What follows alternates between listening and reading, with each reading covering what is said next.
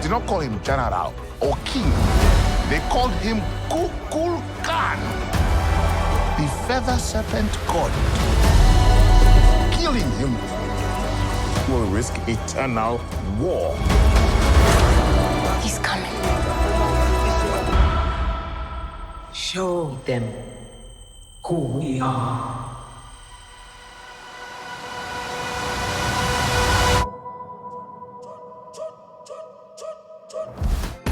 You're watching Black Tree on TV. It is a special day. It is a day that everything will go your way. Hey, Today is hey, the day that hey. you were born. Hey, It's your birthday. hey. You're not going on. It's your birthday. Yeah. It's your birthday. It's today? No, next week Monday. Okay. He's just early. We got speed. All right. I mean, let's start with you, Letitia. I mean, first, great film. Thank you. Thank you. For both of you guys. But I seen you looking at the action figures. And you're such an influential woman. I remember watching Rocky and wanting to be a fighter. But I feel like young people are watching you and wanting to get more into technology and this character. Do you feel that influence? And have you delved outside of this film to like spread that?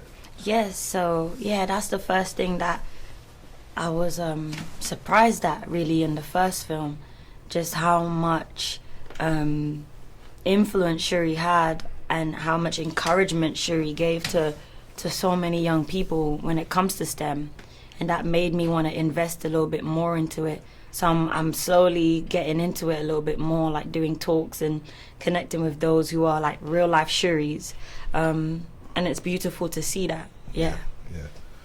Tenoch, such as Tenoch is such a powerful name. I know it was a ruler of the Aztecs and everything. I watched your character, and it's like an anti-hero. I found myself rooting for you at times and rooting against you at times, kind of like Killmonger. When is vengeance ever right? I mean, is there ever a time to be vengeful? Because I know that's a lot of what your character Namor is dealing with. Yeah, well, yeah, it's not easy to create this kind of characters because, of course, it's the bad guy. But if you find the right motivations and what is behind that behavior, it's when the people can connect, because it's the humanity. It's just a guy protecting his people. He's a guy protecting his family, and he's able to do whatever he needs to do to protect them. So I think from that point it's easy to connect. And then the funny part is when the people, you know, the movie's going and the people say, oh yeah, I identify with this guy and I would do that. I would do that. I should, oh my God, maybe not, but now I understand. Oh my God, you know, it's not an excuse, but it's an explanation what the thing happened. That's beautiful. Yeah. Because it's the human dimension. Yeah, Ryan did an excellent job at that. Stop! Right there! Who are you? And how did you get in here? This place is amazing. The air is pristine. And the water. My mother told stories about a place like this. A protected land with people that never have to leave, that never have to change who they were. What reason do you have to reveal your secret to the world? I am not a woman who enjoys repeating herself. Who are you? I have many names.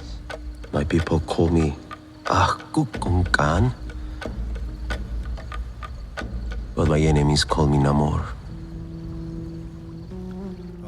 There's so much pain on screen and off screen in this movie. How did the cast harness all of those emotions to bring up? Because there's so many powerful dialogues. I mean, Angela Bassett, and there's so many. Yeah. How did you harness all of those emotions to perform together as a family? I guess just tapping into the truth of the reality of what we were going through. You know, we had lost our brother and we were struggling with that. You know, how do we move forward? And these scenes were almost kind of like therapeutic. These scenes were a way for us to express the things that we didn't get to say to him, didn't get to say to T'Challa as the characters, but also as us knowing Chad. So it was just for us to come together as a family, come together with the love that we have for him and pour it all out onto the screen and leave nothing behind. So many people were excited about Black Panther from the Black community. when it released, and for Wakanda Forever also.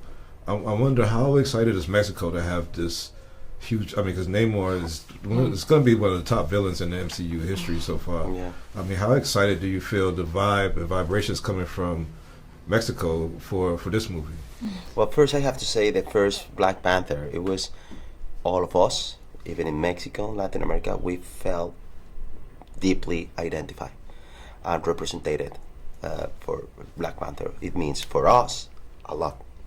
So I should say that. And then I'm receiving a lot of good things from the people in Mexico and Latin America, Mexican Americans, and all the Latin Americans they are living in Mexico, in the United States. So I think the people is embracing the character, and it's like a cultural thing, like a cultural affirmation. That's beautiful, and that's really, really powerful. Great job, guys. Thank you. Happy birthday again. Thank you so much. Thank Good you. to see you as always. Always. Love you, bro. Thank you.